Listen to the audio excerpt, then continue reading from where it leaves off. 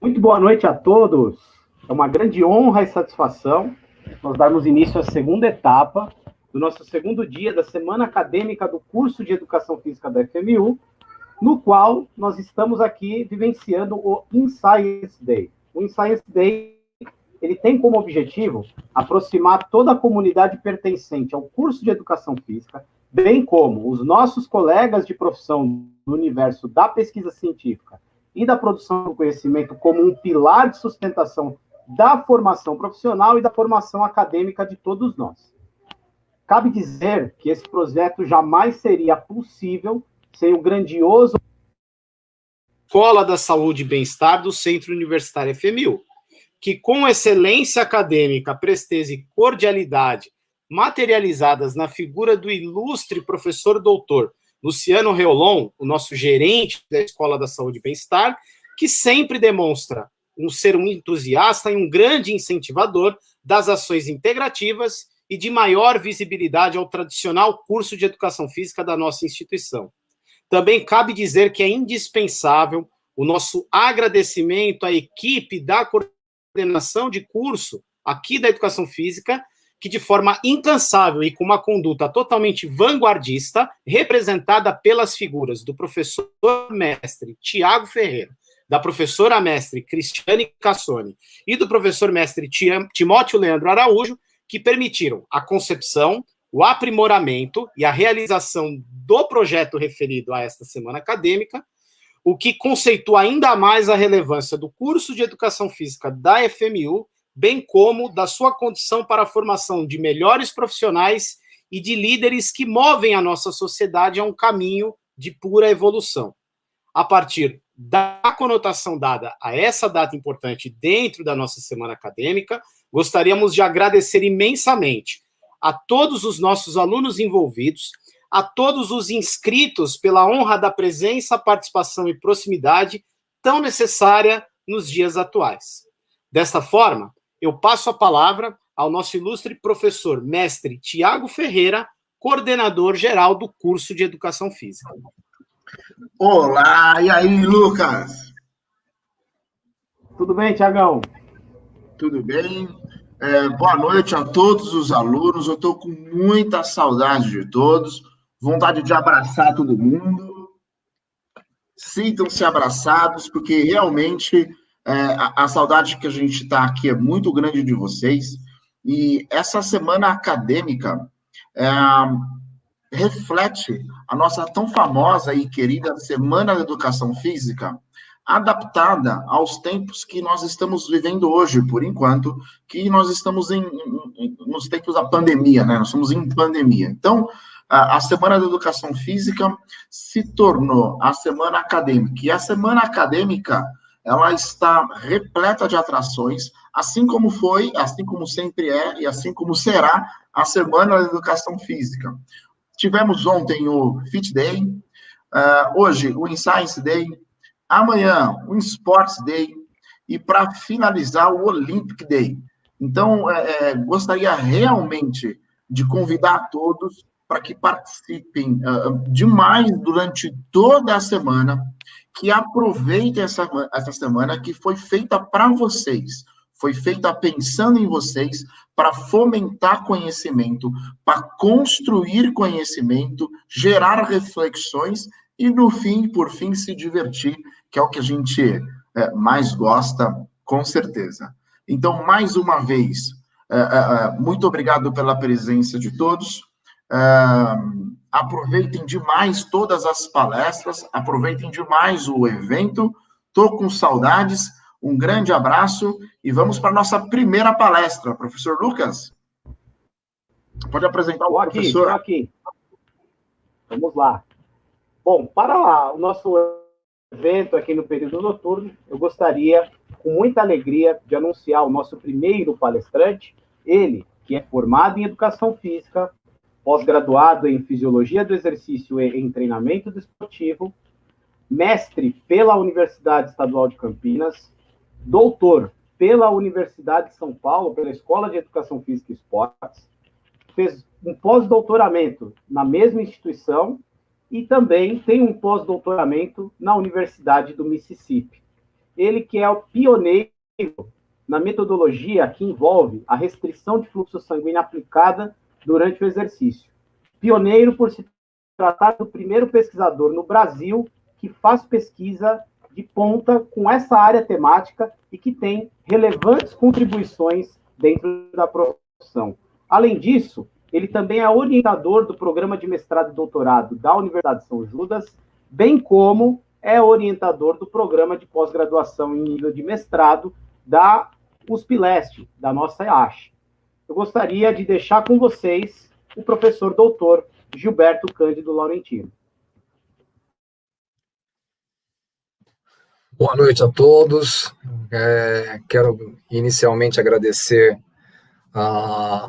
o convite dado pelo Lucas, pela FMU, por esse evento científico, nessa semana acadêmica da FMU. Gostaria de agradecer a toda a comissão que está trabalhando neste projeto.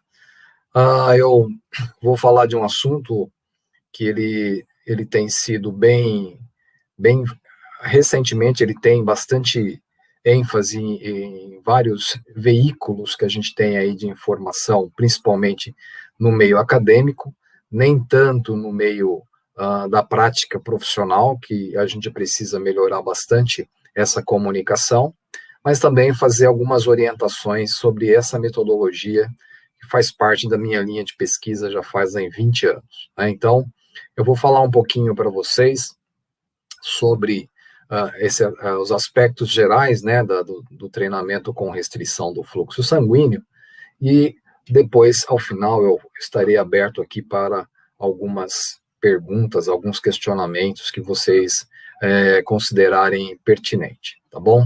Antes de mais nada, embora o Lucas já tenha falado, hoje eu sou professor no programa de pós-graduação da São Judas, na Universidade de São Judas, no programa de mestrado e doutorado em Educação Física, e a gente tem aqui o que está, né, no nosso slide aqui, um grupo de pesquisa que só investiga essa parte de restrição do fluxo sanguíneo e também do pré-condicionamento isquêmico. Então eu vou falar para vocês o que é essa modalidade e o que basicamente nós temos aí de pesquisa em andamento e também que a gente tem de pesquisas no mundo referente a essa nova metodologia, ou uma metodologia que ela já tem um bom tempo, mas para nós ainda é uma novidade, tá certo? Então, eu vou começar falando com vocês, especificamente dizendo que já existe uma diretriz específica para essa metodologia. Então, eu fui agraciado ano passado em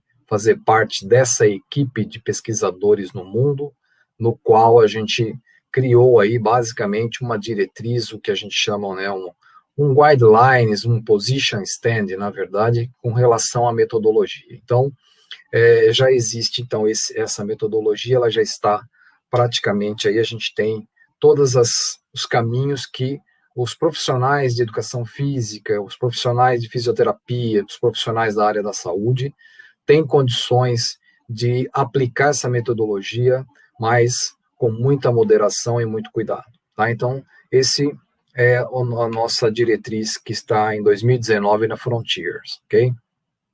Muito bem. O que basicamente a gente fala sobre restrição do fluxo sanguíneo, e que a gente fala, eu vou falar para vocês também de pré-condicionamento isquêmico, o que nós temos hoje na nossa literatura, tá? Basicamente, o que a gente chama de restrição do fluxo sanguíneo é aplicar manguitos de pressão, né, colocados nas extremidades dos braços e das coxas, né, da perna, com o objetivo de restringir o fluxo sanguíneo, tá? A ideia é restringir o fluxo e não necessariamente ocluir. Tem muitas pessoas que usam o termo oclusão, tá? Mas a oclusão, ligados à parte, para se fazer o exercício com oclusão, tem um agravante, principalmente que toda vez que eu faço uma oclusão arterial, e obviamente nós vamos ver que existe uma venosa já, eu tenho um comprometimento no volume de treinamento, de aumentar o número de repetições propostas para este modelo. E eu vou comentar um pouquinho mais para vocês com o passar da apresentação, tá? Então, inicialmente, quando nós falamos em restrição do fluxo sanguíneo, nós temos basicamente aqui 3 mãos, né, colocando aqui, considerando uma mão com o fluxo normal, né, o fluxo sanguíneo normal. Nós temos aqui o que nós chamamos de restrição do fluxo sanguíneo, quando você restringe o fluxo para uma determinada região. Você vai ter aqui uma mão um pouco mais avermelhada, né, como se fosse uma pigmentação aí da parte do sangue, ao passo que a oclusão arterial, nós temos aqui a mão pálida, né, ou seja, eu vou diminuir, basicamente eu vou ocluir o fluxo para essa região. E isso nós consideramos que não seria viável para se fazer exercício, tá? Então, essa oclusão arterial, eu vou comentar com vocês que é utilizada em outro modelo, não especificamente para fazer exercício, ok? Quando nós falamos dessa parte de oclusão ou restrição de fluxo, nós não podemos deixar de falar de onde surgiu essa metodologia, né? Essa metodologia, ela surgiu mais em meados da década de 60, com o japonês, né, que é o Sato, e ele criou essa metodologia que se chama Katsu Training, né? Inclusive, se vocês buscarem na internet, vocês vão ver que existe, inclusive, um periódico, uma revista científica, que tem artigos especificamente sobre este modelo de treinamento. Eu hoje não sei se ela ainda está em circulação, mas vocês teriam aí bastante artigo para falar dessa metodologia. Basicamente, utiliza-se de manguitos, né, ou cuffs, como eles chamam, cuff pneumático. Nesse caso é o Katsu. O Katsu, ele basicamente o sistema dele é um sistema que controla a pressão a ser aplicada no membro, tá certo? Só que ele é pneumático e ele tem um controle que existe uma patente para isso. De qualquer forma, esses manguitos, né, colocado na região proximal dos braços e das pernas, utilizando-se de baixas intensidades de treinamento, ou seja, cargas em torno de 10 até 40% da carga máxima das pessoas, né, de um determinado movimento, você consegue atingir níveis de hipertrofia muito similar aos níveis de hipertrofia adquiridos com altas intensidades, com carga alta. Então, qual é a grande vantagem desse modelo de treinamento? É nós utilizarmos cargas baixas, certo? Utilizando a restrição do fluxo sanguíneo, não necessariamente a oclusão arterial, para promover o aumento da hipertrofia. Em determinadas populações, nós temos visto também que há um aumento da força muscular, né? Então, se nós hoje formos falar em termos de ganhos de hipertrofia e força, a hipertrofia já é praticamente o quê? Todos os artigos que a gente vê sobre treinamento com restrição e hipertrofia, ele já evidencia a hipertrofia sem grandes problemas e discussões. Existe só uma discussão com relação aos ganhos de força, tá? Mas existe a possibilidade de se ganhar força também com esse modelo de treinamento, tá? Muito bem, então esse método aqui, esse é o nosso Yoshiaki Sato, né, o criador deste método, tá certo? Ele tem, essa foto foi tirada já faz alguns anos, mas a gente percebe aí que ele continua fortinho, né? Então a massa muscular com esse modelo de treinamento é bem evidenciado, tá?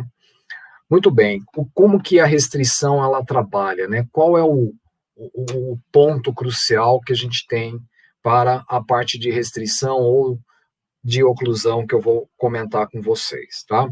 Eu posso, na verdade, usar esse modelo essa técnica, por exemplo, na área da reabilitação, que alguns estudos indicam que se eu utilizar ciclos de isquemia por reperfusão, eu consigo, de certa forma, inibir a atrofia muscular. Então, por exemplo, eu estou com um quadro de lesão, uma lesão de cruzado anterior, eu estou com uma lesão grave e não consigo mexer o membro, né, ou fazendo algum tentar impedir, tentar reduzir a atrofia que advém de algum evento ou por lesão ou por desuso. Eu posso utilizar também a restrição do fluxo associada à caminhada. Eu vou mostrar para vocês estudos que mostram que a combinação de exercício aeróbio, né, caminhada, tem alguns estudos que já mostram com ciclismo, tem alguns estudos que mostram com atividades, inclusive aquáticas. A gente tem aí que as pessoas usando o exercício aeróbio associado à restrição de fluxo, parece que consegue efeitos interessantes sobre os ganhos de massa muscular e ganhos de força também, além da parte de consumo de oxigênio da capacidade aeróbia. E eu também tenho aí, que é o clássico, né, que é a combinação desse modelo de treinamento com treinamento de força de baixa intensidade. Então, alguns mecanismos são propostos para isso, né? Então, quando a gente fala só da utilização da isquemia para reperfusão, parece que esse inchaço muscular que é promovido por essa técnica parece disparar alguns mecanismos que estão envolvidos na síntese proteica. Quando eu faço exercício aeróbio, então eu faço o quê? O estímulo mecânico associado a esse inchaço muscular parece que tem uma contribuição, associado também a um pouco de acúmulo de metabólitos. E quando eu faço treinamento de força de baixa intensidade, que eu falei para vocês, associado à restrição do fluxo, eu tenho um aspecto da hipóxia associado aos metabólitos, à sobrecarga mecânica, e parece que esse é o ponto que está totalmente envolvido aí com a resposta hipertrófica nesse modelo de treinamento, tá? Inicialmente eu vou falar para vocês o que é o pré-condicionamento isquêmico, que é o primeiro caso que eu falei, né? Ou seja, eu comentei aqui primeiro sobre a parte do descanso utilizando essa técnica. Essa técnica utilizando o descanso, basicamente, é quando a gente faz o que a gente chama de pré-condicionamento isquêmico. Então, pré-condicionamento isquêmico, o que ele é? Ciclos de isquemia por reperfusão. Então, aí, gente, eu vou fechar a artéria mesmo. E aí eu vou fazer ciclos, tá certo? Então, o que nós temos na literatura hoje são ciclos, né, ciclos de 5 minutos de isquemia. Existem alguns estudos como se diz, uma quantidade, né, em termos de milímetros de mercúrio, uma pressão que é utilizada, que esse pessoal usa padrão, mas é uma pressão que pode causar um viés, ou seja, não necessariamente eu preciso dessa pressão. Então, eu faço 5 minutos de oclusão e isquemia por 3 a 5 minutos de reperfusão. E esses ciclos, né, que nós utilizamos, ele tem o objetivo básico de atenuar a atrofia. Então, o primeiro aspecto é o pré-condicionamento isquêmico, ele pode atenuar a atrofia muscular, tá? Então, aqui, basicamente, a gente tem aqui a aplicação da oclusão, né? Nesse caso do pré-condicionamento isquêmico é a oclusão, tá, gente? A gente utiliza a oclusão e não especificamente a restrição. Faz esses ciclos de 5 minutos por 5 minutos de reperfusão, tá? E o objetivo maior é justamente atenuar a perda de massa muscular aqui num quadro de lesão, por exemplo. Tem estudos que mostram com eletroestimulação, tem um estudo recente que saiu agora, na semana passada, mostrando que a eletroestimulação associada à restrição pode contribuir para essa redução da perda, né? Eu posso perder menos, então é um fator muito, muito interessante nos casos da reabilitação, né? Aqui nós temos uma revisão sistemática que saiu agora em 2019, e ele fez um apanhado de alguns estudos que mostrou basicamente assim: quando você usa 2 vezes por dia, né, por 11 a 14 dias, tem estudos que mostram que esse método ele é utilizado 2 vezes por dia a partir do momento que a pessoa está liberada de uma cirurgia, por exemplo, né? Então aqui, 5 séries de 5 minutos com 3 do fluxo livre, né? Ele tem se mostrado aqui atenuar a redução da força e atenuar a atrofia. Então, se eu utilizar essa metodologia, né, que é o pré-condicionamento isquêmico, eu posso inibir a atrofia muscular. Existem vários mecanismos que estão envolvidos aqui, porém, como o nosso tempo ele é bem restrito, eu tenho aí, seria interessante que nós pudéssemos discutir um pouquinho isso com mais cuidado, mais tempo, e vocês buscar a literatura pertinente, tá? Muito bem. Esse é um estudo bem interessante do Takarada, né, dos japoneses, que utilizaram esses ciclos. Eles pegaram pacientes com lesão de cruzado anterior, fizeram aqui 2 vezes por semana, dois estímulos por dia, 5 séries de 5 minutos por 3, usando esta pressão, tá? E aí o que foi visto basicamente aqui, né? Pegaram esse pessoal, teve lesão do 3º ao 14º dia após a cirurgia. E basicamente o que eles viram aqui? Que aqueles que fizeram pré-condicionamento isquêmico, eles reduziram a força, eles perderam menos massa muscular, né, a área de secção transversa, comparado àqueles que não utilizam o pré-condicionamento isquêmico. Então, basicamente, o dobro, né, 9,4 aqui contra 20,7% da perda a perna que não utilizou o pré-condicionamento. Então, a gente vê aí uma importante ferramenta para, principalmente, o pessoal da área da saúde, né? Nós temos aí um projeto de uma aluna de mestrado, né, que é a Alessandra. Ela vai aplicar esse mesmo modelo dentro da UTI, né? A gente vai utilizar o pré-condicionamento isquêmico e a restrição de fluxo. A ideia é fazer com que os pacientes que estão sedados, os pacientes que estão no ambiente de UTI, eles consigam se beneficiar dessa técnica, tá? Uma vez que esses pacientes perdem bastante força, né, a capacidade funcional, e cada vez que eles fazem isso prolonga a internação, a gente vê essa técnica como extremamente importante, tá?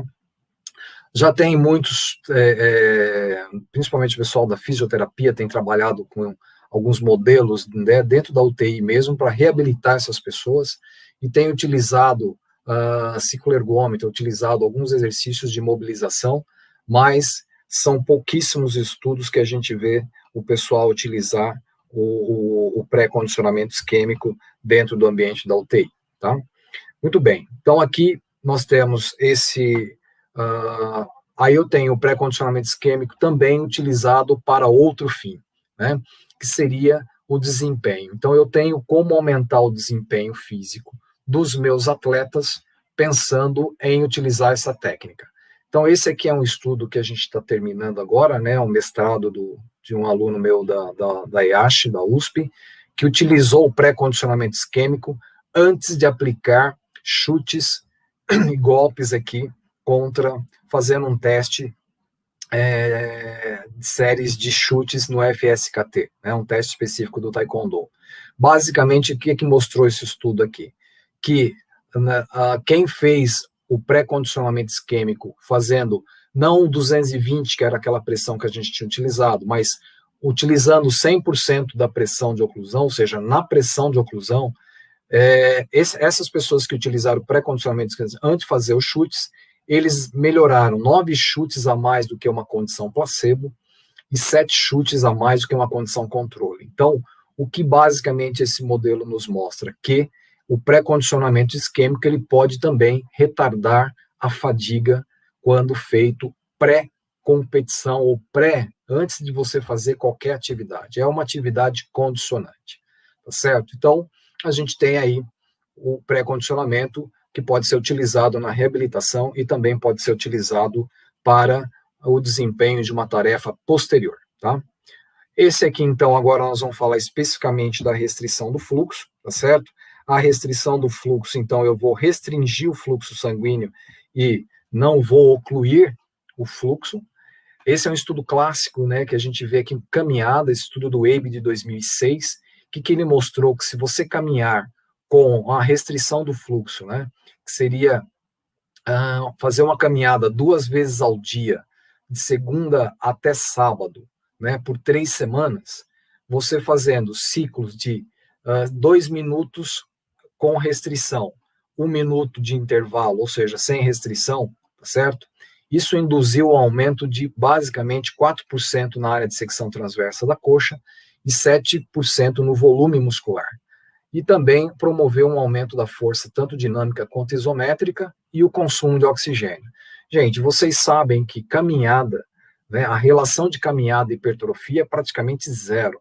Então, se você, na verdade, propõe para uma pessoa caminhar 50 metros por minuto, isso aqui dá mais ou menos 3 km por hora, utilizando a restrição do fluxo, você ter esses benefícios, então, se torna uma prática muito, muito interessante, tá certo? Então, eu posso combinar a restrição do fluxo com a caminhada. Aqui a gente vê o resultado desse estudo, o aumento da força isométrica, e aqui também um aumento da força dinâmica, e aqui em cima, o aumento da área de secção transversa do quadríceps do grupo que utilizou o que a gente chama aqui Catwalk, né, que é o caminhada, ok? Muito bem, aí nós vamos partir agora para falar diretamente do treinamento de força, é isso? Então, o que basicamente a gente tem hoje com treinamento de força? Então, nós temos aqui um estudo clássico também de 2000, né, já fazem 20 anos, onde esses japoneses fizeram um estudo com idosos, e esse estudo foi muito interessante, que ele basicamente abriu o caminho, né, para que muitos pesquisadores pudessem utilizar esse modelo de treinamento também nesta população, tá? Então, que basicamente o estudo do Takarada mostrou, que se você treinar com aproximadamente 40%, 50% com restrição ao fluxo, tá certo?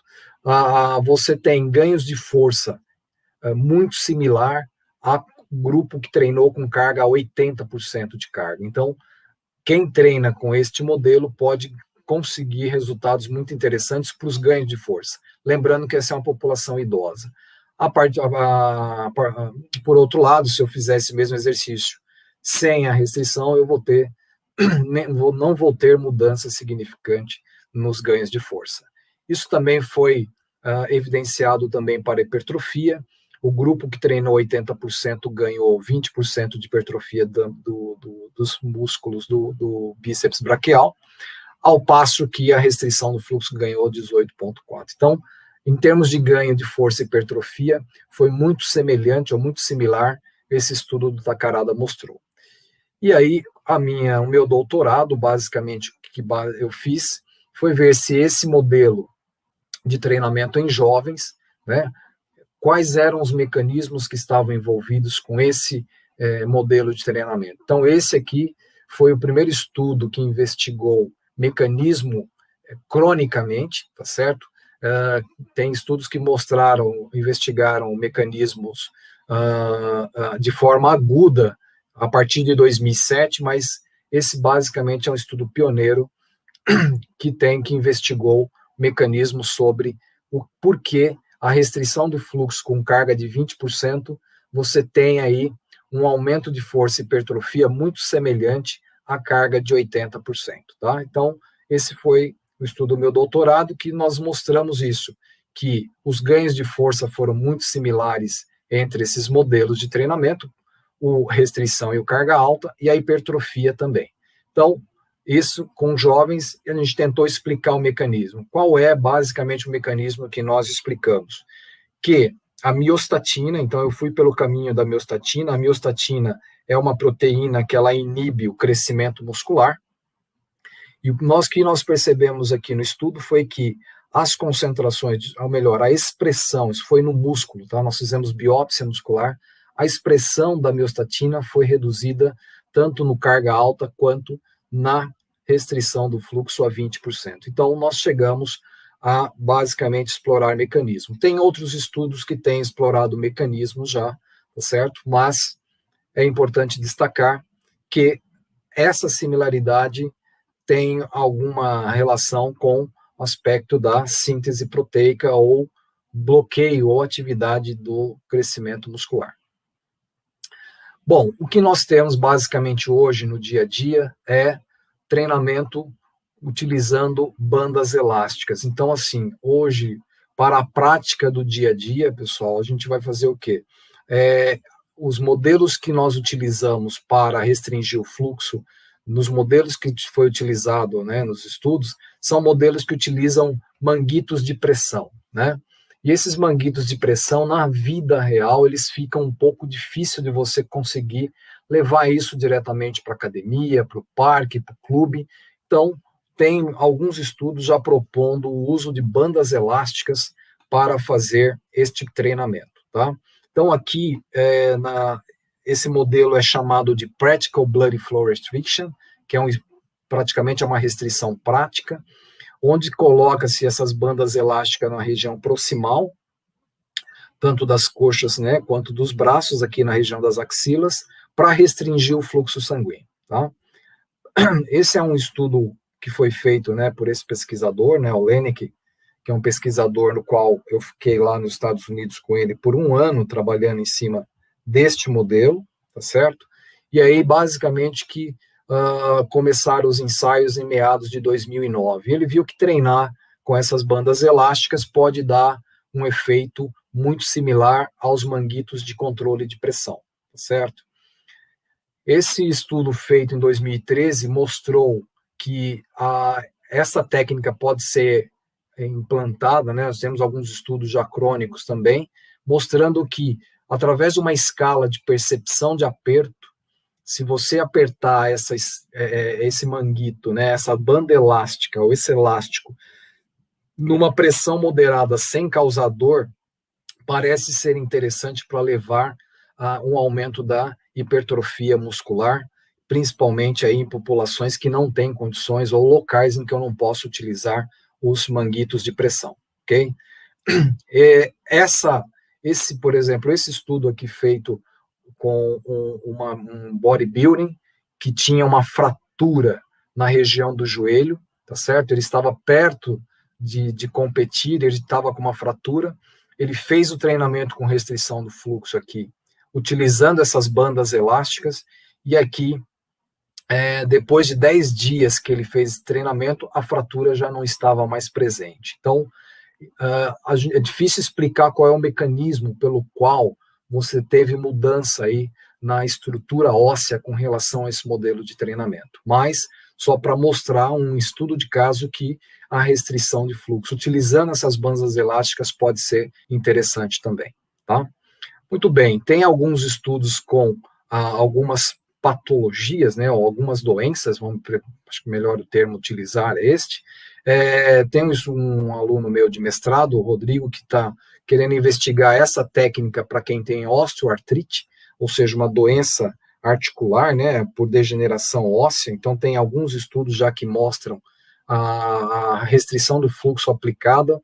Então, esse projeto que a gente está pretendendo fazer na clínica lá de fisioterapia da São Judas, né. Então, aqui, esse é um estudo feito pelo pessoal da USP, né, do grupo lá da Escola de Educação Física, junto com o pessoal da Faculdade de Medicina da USP, mostrando que pessoas com osteoartrite tiveram ganhos interessantes na força muscular, né, do leg press e extensor de joelho, muito semelhante à carga alta, né, e com certeza eles foram melhores aqui do que treinar com a carga baixa, 30% sem restrição. Isso foi para força, isso foi para a área de secção transversa muscular, né? Então, tem hipertrofia e ganho de força, já em populações as quais não conseguem fazer trabalhos tem um certo processo degenerativo aí na articulação do joelho, tá certo? Bom, o que a gente tem aí de consideração para esse aspecto da restrição do fluxo sanguíneo? O que nós temos de importante para destacar para vocês nessa palestra que eu trago aqui para vocês? O pré-condicionamento isquêmico, qual é o objetivo dele? Inicialmente é diminuir a atrofia por desuso ou por alguma lesão. Então, parece que tem algum mecanismo interessante envolvido nesse aspecto, né? Para o desempenho, o que o pré-condicionamento pode fazer para o desempenho? Ele aumenta a tolerância à fadiga, né? Tem alguns mecanismos que são propostos para ele aumentar a tolerância. Menor depressão de glicogênio, maior contribuição de ATP, maior vasodilatação, uma oxigenação. Então, parece que é bastante interessante utilizando no pré-condicionamento isquêmico. Quando eu faço, então, o exercício aeróbio associado à restrição do fluxo, eu tenho um aumento de massa muscular, um aumento da força, e eu tenho uma contribuição também no consumo do oxigênio. E aqui, quando eu faço a restrição de fluxo mais o treinamento de força, eu consigo aumentar a massa muscular, a força, e tem alguns estudos mostrando melhora na funcionalidade também, tá certo? Para nós, né, eu tenho alguns estudos já em andamento, utilizando as bandas elásticas, inclusive tem uma dissertação de mestrado terça-feira sobre este modelo, mostrando que as bandas elásticas podem ser importantes para substituir os manguitos de controle de pressão, certo? Existe também a possibilidade, aí vem uma chamada recentemente num periódico, mostrando que o treinamento de força com restrição de fluxo pode ser o quê? Útil na reabilitação de pacientes do coronavírus. Uma vez que nós estamos aí no meio de uma pandemia, provavelmente vai surgir muitos estudos nessa linha de pesquisa, tá? Bom, nós não fazemos pesquisa sem ninguém, nosso grupo está trabalhando, mesmo na pandemia, estamos trabalhando muito forte, tá certo? Eu deixo aqui meus e-mails de contato para vocês, tanto aqui da São Judas, lá da USP, né? Eu tenho lá um Instagram que eu passo lá na semana eu vejo 1 ou 2 vezes, então eu confesso para vocês que eu não sou muito da mídia, né? O tempo é curto para a gente brincar um pouquinho nas mídias sociais, nas redes sociais. Então, de qualquer forma, eu espero que eu tenha contribuído aí para conhecimento um pouquinho da área, ok? É isso. Obrigado e estou aberto aí às questões.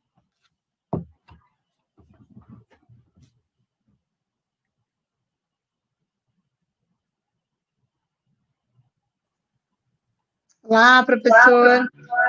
Muito obrigada, parabéns pela excelente palestra. Vamos aguardar o professor Lucas, que vai vir aqui agora fazer as perguntas, que já são muitas aqui no chat.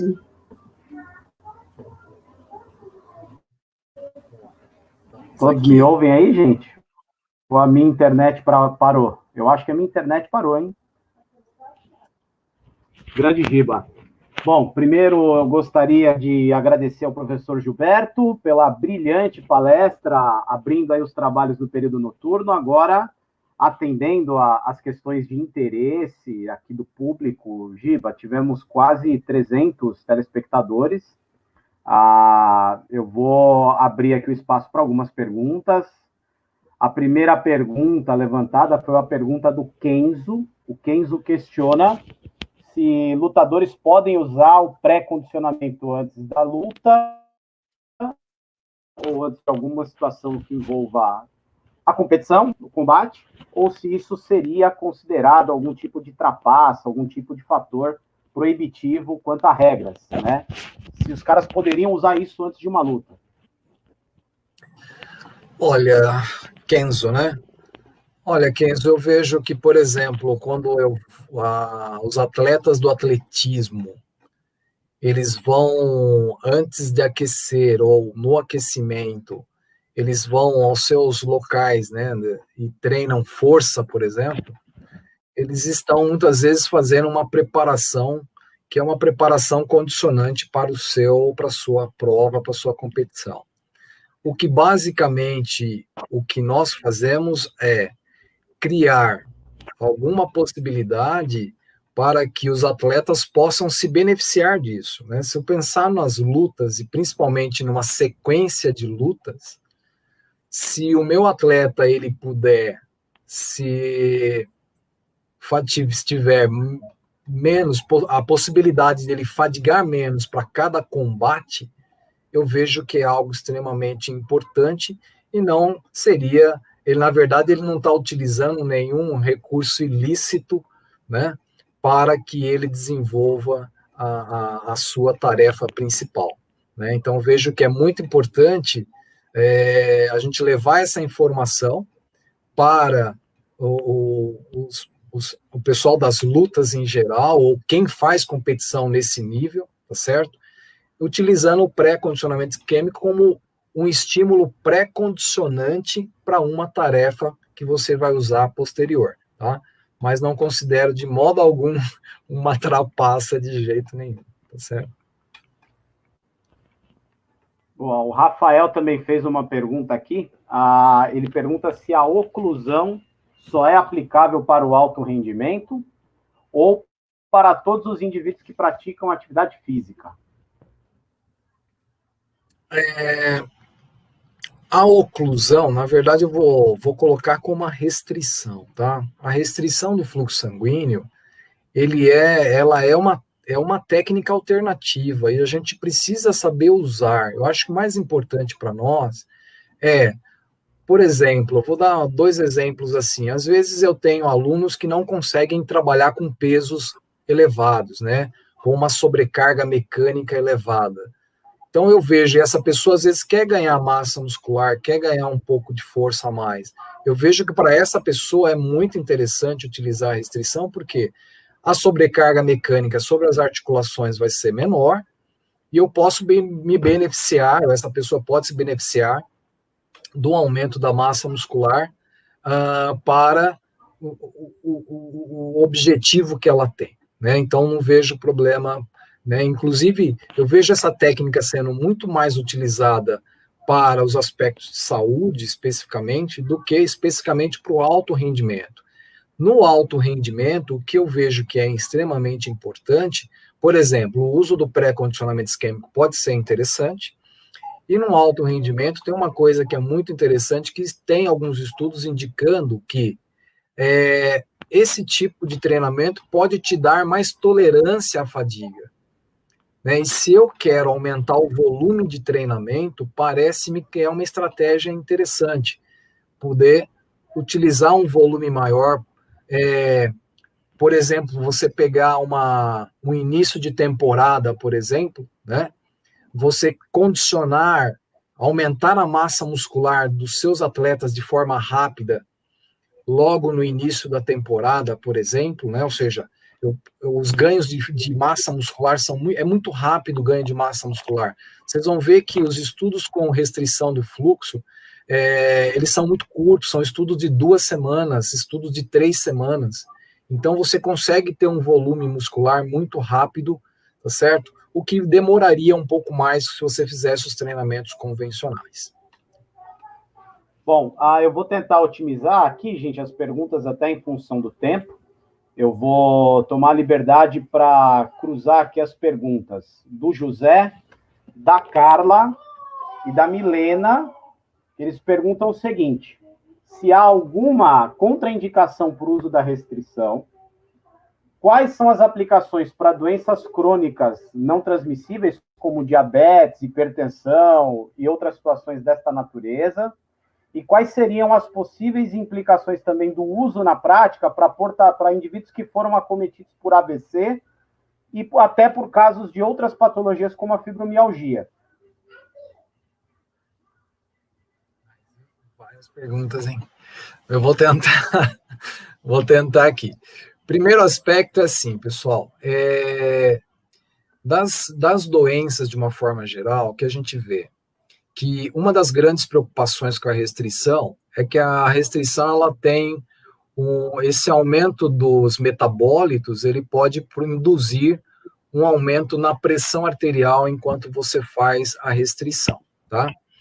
Só que uma coisa muito interessante é que esse aumento da pressão durante a execução do exercício, ela não é um aumento comparado ao treinamento de alta intensidade, que é o que basicamente nós temos as diretrizes de treinamento para hipertensos, cardiopatas, muitas vezes utilizam cargas de treino maior.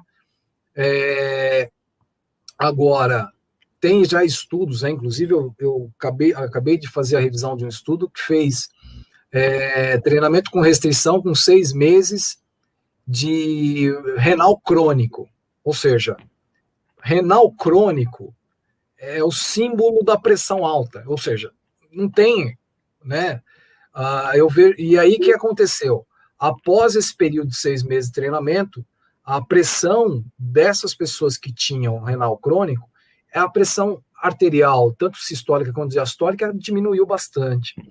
Então, existe uma linha de pesquisa, inclusive pesquisadores aí que muitas vezes eles falam dos perigos, de perigo de se treinar com a restrição, mas efetivamente são pouquíssimos que se aventuram a fazer pesquisa de qualidade e mostrar que a restrição do fluxo, ela deu efeito colateral a ponto de levar o efeito maléfico a essas pessoas. Então, o que eu vejo é que nós precisamos ter pesquisas mais eficientes, pesquisas mais qualitativas, e também mostrar, a partir do momento que fizer esses modelos, se há prejuízo ou não. Eu tenho algumas contraindicações com relação a esse modelo. Primeiro, pessoas que não gostam de sentir dor durante o exercício. Professor, olha, eu senti dor não é comigo, então fazer restrição não vai resolver o problema, porque esse modelo de exercício vai causar, além da fadiga, vai causar a dor, mas é a dor da ardência, não é a dor da articulação. Esse é o primeiro aspecto. Alguém na família tem problema vascular? Então a mãe tem, a irmã tem, estoura vasos na perna, tem restrição periférica? Eu prefiro que essas pessoas não façam, tá certo? Por quê?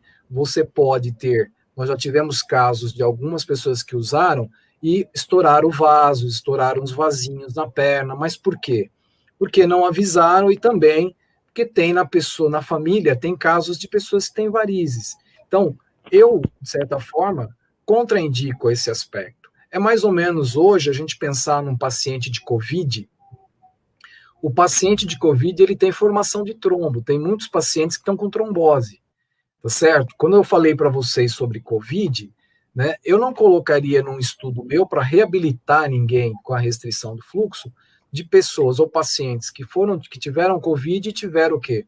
Algum comprometimento hemodinâmico ou tiveram formação de trombo ou tiveram trombose, lógico. Nós não vamos fazer isso. Agora, gente, para pessoas saudáveis, né, ou vamos pegar doenças que a gente coloca, as comorbidades controladas, pessoal, eu não vejo o porquê não aplicar, tá certo? Eu tenho pressão alta controlada, eu tenho diabetes controlada. Então, vocês já vão ver bastante estudos clínicos com pessoas com diabetes, com hipertensão, pessoas com problemas cardíacos, tá certo? Então, eu acho que vale a pena a gente destacar isso, e vale a pena também, pessoal, vocês lerem alguns estudos que tenham qualidade, que na verdade, o que eu falo para vocês, os que efetivamente falam que a restrição do fluxo, ela é maléfica, tá certo? Esse pessoal não mostrou ainda efetividade nos seus estudos.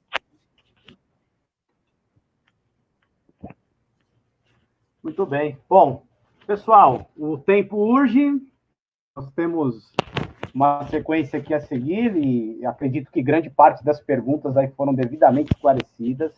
Então, mais uma vez, eu gostaria de agradecer ao professor Gilberto. Foi uma honra.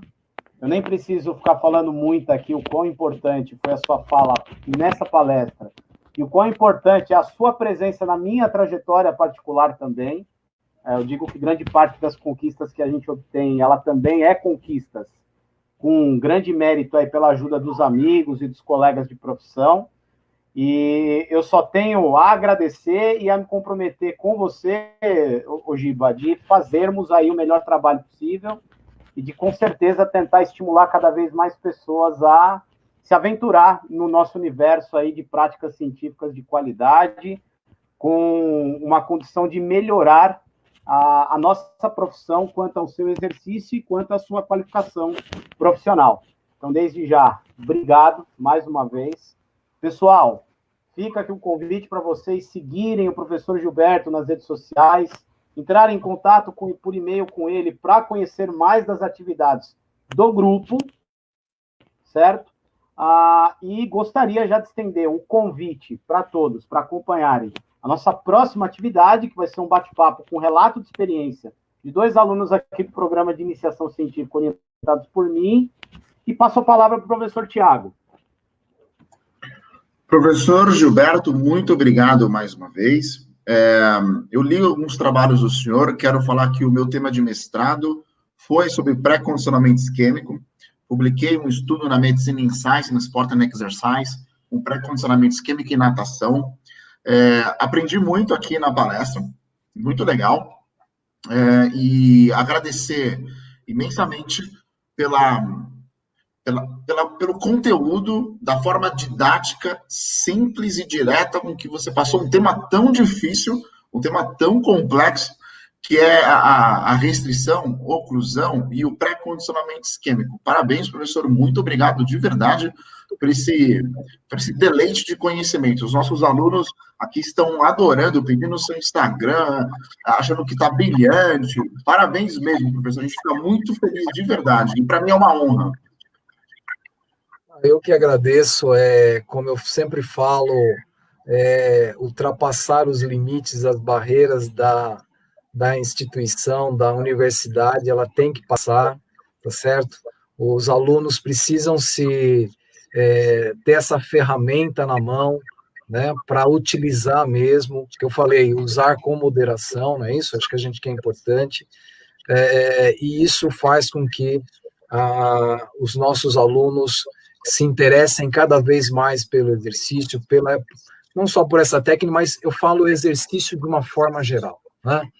Eu não estou falando só da restrição, a gente que somos do Laboratório de Treinamento de Força da USP, a gente estuda força, eu fui também, fiz minha pós-graduação aí na FMU em treinamento, né, fisiologia pela Escola Paulista, então a gente estuda essa área do exercício, essa área de treinamento, enfim, eu acho que esse é um ponto importante, e os alunos, como eu me espelhei em alguns professores que eu tive, algumas pessoas que falaram, que me deram esse start para seguir na vida acadêmica, eu espero que os alunos também se sintam, né, essa meia hora, sinta aquela vontade de falar, puxa vida, que delícia, que bom que alguém está vindo para me ajudar a tomar um rumo, é isso?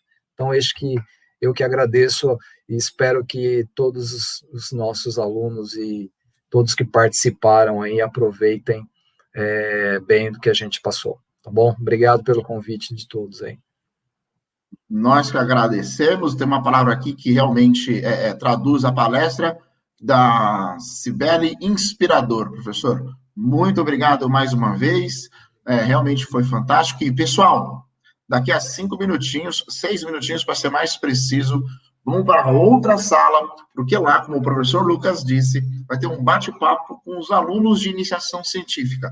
Alunos que estão aqui da FMU, que estão se inspirando em começar a realizar os seus estudos e tentar ajudar, contribuir com a pesquisa e com a aproximação da prática com as evidências científicas, que isso é essencial.